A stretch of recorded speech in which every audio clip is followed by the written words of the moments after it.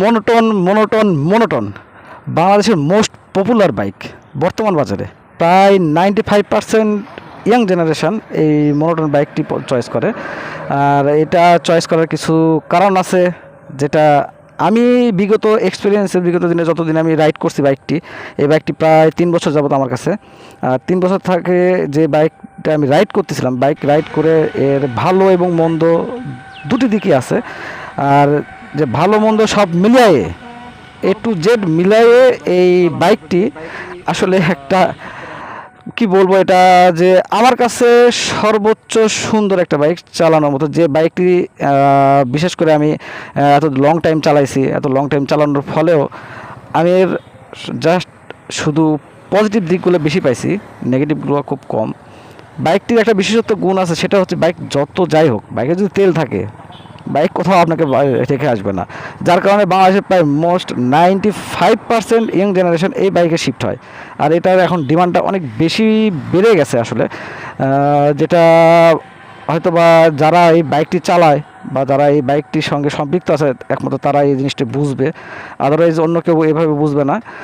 আর এই বাইকটি আমি প্রায় 1 লক্ষ কিলোর মতো রান করছি।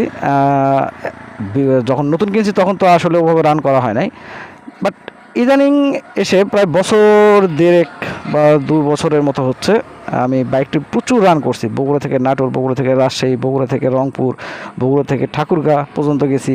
এই যে বাইক এত লালমনিরহাট, এত জায়গায় গেছি, এত জায়গায় ঘুরছি, বিশ্বাস করবেন কি না আপনারা জানি না, বাট আমার কাছে যে একটা সুপার বাইক, আমার কাছে এটা গরিবের সুপার বাইক। আমি একটা গরিব মানুষ, যার কারণে আমার কাছে গরিবের সুপার বাইকের মতো লাগছে। যাই হোক, আরও কিছু শেয়ার করবো আপনাদের সঙ্গে। বলছিলাম যে মোনোটন বাইকটি নিয়ে একটু একটা রিভিউ করার খুব ইচ্ছা ছিল, যেহেতু বাইকটি লং টাইম 3 বছর যাবত ফুল টাইম রান করতেছি। আর ফুল টাইম চালানো বলতে যেটা, আমি সত্য কথা বাসা থেকে নামাজ পড়তে যাই তাও বাইক নিয়ে যাই, এমন একটা অবস্থা। তো এই বাইকটি নিয়ে অনেক দূর দূরান্ত ঘুরে এসেছি। বাইকটি যেমন ভালো দিক আছে, বাইকটির একটু একটু খারাপ দিক আছে। যাক, খারাপ দিকটা পরে বলবো, ভালো দিকগুলো আগে বলবো। বাইকটির মূল বৈশিষ্ট্য হচ্ছে এই যে এই বাইক নিয়ে যেখানে গেছি কোথাও গিয়ে ফেলে রেখে আসে নাই। বাইকে যতক্ষণ বন্ধ তেল থাকছে, বাইক যত যাই হোক লং ট্যুরে বেরোয়েছি। আর যে যারা বিশেষ করে যারা আপনারা চান 2 জন বা 3 জন বাইকে করে ঘুরবেন, বাট বাইকের লুকটা ভালো লাগবে। অ্যাকচুয়ালি একটা জিনিস কি যে সবাই কিন্তু আমরা একটা জিনিস ব্যাপারটা জানি, এই কথাটা যে আগে দেখো দর্শনধারী, তারপরে গুণ বিচারী। আগে যদি দর্শনধারী না হয়, গুণ বিচারটাকে কীভাবে করবেন? দর্শনধারীটাই দেখতে হয়। আর সৌন্দর্য, মেন কথা সৌন্দর্য পূজারী আমরা সবাই। বাইক বলতে আমরা যারা বাইক রান করি বা বাইক চালাই, বাইকের মূল ব্যাপারটা হচ্ছে এই যে বাইকটা স্পোর্টস কোয়ালিটির আমরা চাই, আবার 2 থেকে 3 জনও চড়তে চাই। সমস্যা আমাদের এখানে তো 2 থেকে 3 জন চড়বো, আবার বাইকটা স্পোর্টস লুক হবে, এমন বাইকের মধ্যে আমার জানা মতে জিক্সার মোনোটন বাইকটা বেস্ট, সবচাইতে বেস্ট এই বাইকটি। আর বেস্ট হওয়ার একটা কারণ আছে, এটার মাইলেজ, যেটা মাইলেজটা অল টাইম 40 আপ। আর 40 আপ হওয়ার কারণে মানে স্পোর্টস বাইকের 40 আপ, এটা ভাবার মতো একটা বিষয়। আপনি লং ট্যুরে যাচ্ছেন, বাইকটি কোথাও কাঁপাকাঁপি করে না, বাইকটি স্মুথলি চলে। আর যত লং ট্যুরে যান না কেন, আসলে লং ট্যুরে গেলেও যত দামি বাইকই হোক না কেন, লং ট্যুরে যদি যান, লং ট্যুরে যেতে গেলে মেইনলি প্রবলেমটা হচ্ছে যে কোনো বাইকে আপনি চাবেন, আপনি চাবেন যে বাইক যাতে কোথাও একটু রেস্ট করা, কোথাও রেস্ট, বাইক যত লং রুটেই যান না কেন, কোথাও না কোথাও গিয়ে আপনাকে একটু দাঁড়াতে হবে। হয়তো সেটা নির্দিষ্ট একটা কিলোমিটার পর 40, 50, 60 তাহলে বাইকটা যেমন সুন্দর চলবে, আপনার শরীরটা কোনো প্রকার ক্লান্ত হবে না, এটা মূল ব্যাপার। বিশেষ করে একটা ব্যাপার আপনাদের সঙ্গে শেয়ার করি, সেটা হচ্ছে আমরা যখন বাইক চালাই, বাইকে অনেক সময় বেশি করে থ্রোটল দিই, আর এই থ্রোটল দেওয়ার কারণে ক্লাস হাতে বোধ কিছুটা থাকে, যার কারণে দেখা যায় বাইক মাইলেজ কম দিচ্ছে, বাইকটি বেশি হিট হচ্ছে। আর এসব আসলে কিছু কিছু কারণ আছে, বিশেষ করে মোবাইল ড্রেন দেরিতে যাওয়া। আমার বাইকটি আমি কন্টিনিউয়াসলি 1000 কিলো যাওয়ার পরই মোবাইল ড্রেন করি, যদি আমি মাঝে মাঝেই সিনথেটিক ইউজ করি।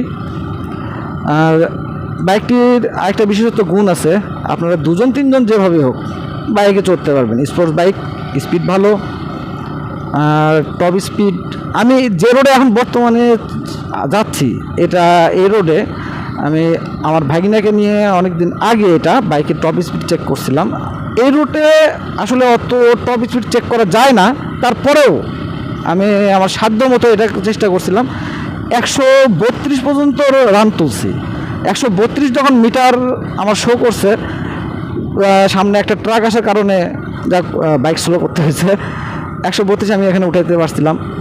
আরও দেখি আরও হাতে পিক আপ আছে, আরও টানবে মনে হচ্ছে, আরও যাবে এমন একটা অবস্থা। আর বাইকটা চালানোর একটা মজা হচ্ছে, আপনাকে পুরো নীল হতে হয় না। অন্যান্য স্পোর্ট যেমন R15 থেকে শুরু করে এই টাইপের যে বাইকগুলো আছে, সেগুলো তো অনেকটা এরকম নীল হতে হয়। আর নীল হলে কোমরে, হাতে, এই দেখেন মনোটন দেখেন, যেখানে যাবেন সেখানে এখন মনোটনগুলো দেখা যায়। এই বাইকের নীল না হওয়ার কারণে আপনি লং রুটে যখন আপনি যাবেন, লং রুটটা এতটা পরিমাণে আপনার বিশ্বাস করবেন না যে এতটা পরিমাণে লং রুটে কমফোর্টেবল ফিল করা যায়। কমফোর্টেবল আসলে বলতে কি, কমফোর্টেবল নিজের মধ্যেও কিছুটা কাজ করে। তো যাই হোক, এটা হচ্ছে বাইকের ভালো দিক। বাইকে আপনি যেখানে খুশি সেখানে যেতে পারতেছেন, তেল থাকলেই ডিস্টার্ব দেয় না। মাঝে মাঝে একটু প্লাগ যদিও জ্যাম দেয়, প্লাগটা পরিষ্কার করে নিতে হয়। এটা নিজের সুবিধার্থেই এটা করতে হয়। আর এখন আপনাদেরকে যেটা এই বাইক সম্পর্কে আমার এক্সপিরিয়েন্স, যেটা আমি লং টাইম চালাইছি, এতদিন যাবৎ চালানোর অভিজ্ঞতা থেকে একটা কথা বলতেছি, একটা তিক্ততা, এটা যেটা বলা চলে। তিক্ততা হচ্ছে এই যে এই বাইক যারা চালাইছে বা যারা চালায়, তারা এতটা পরিমাণে এই বাইকে আসক্ত। আর এই বাইকে আসক্তির আরেকটা কারণ ওই যে বললাম কমফোর্টেবল। বাইকটি সবচাইতে খারাপ দিক যেটা, আপনি যদি এই বাইকটি চালান, এই বাইকটি চালানোর পরে অন্য কোনো বাইকে আপনি শিফট হবেন না, আর শিফট হতে চাইবেনও না। এটাই হচ্ছে বাইকের খারাপ দিক। এই যে মনোটন, যেদিকে যাবেন monotone, young generation fully cover করে সম্পূর্ণ একটা মনোটন বাইকগুলোর উপর। কি একটা সবাই এই বাইকটি চাই, দ্রুত গতি, গাড়ি স্লিপ করে না, ব্রেকিং সিস্টেম সুন্দর, অসাধারণ একটা বাইক। আসলে আমার ব্যক্তিগত দিক থেকে আমি আমার ব্যক্তিগত এক্সপিরিয়েন্স বলছি। আমার ব্যক্তিগত এক্সপিরিয়েন্স এই যে বাইকের একটা খারাপ দিক, সেটা হচ্ছে এই বাইকটা যারা চালায় তারা কখনোই এই বাইকটি নিয়ে এই বাইকের থেকে অন্য কোনো বাইকের যে শিফট হবে, এই শিফটিংটা তারা চায় না, কারণ বাইকটা চালানো আসলে অসাধারণ। এটা ছিল এটা খারাপ দিক। ওকে, দেখা হবে আপনাদের সঙ্গে আরেকবার অন্য কোনো ভিডিও নিয়ে, অন্য কোনো ব্লগ নিয়ে, অন্য কোনো কিছু এক্সপিরিয়েন্স আপনাদের সঙ্গে শেয়ার করব। ততদিন পর্যন্ত ভালো থাকবেন, সুস্থ থাকবেন।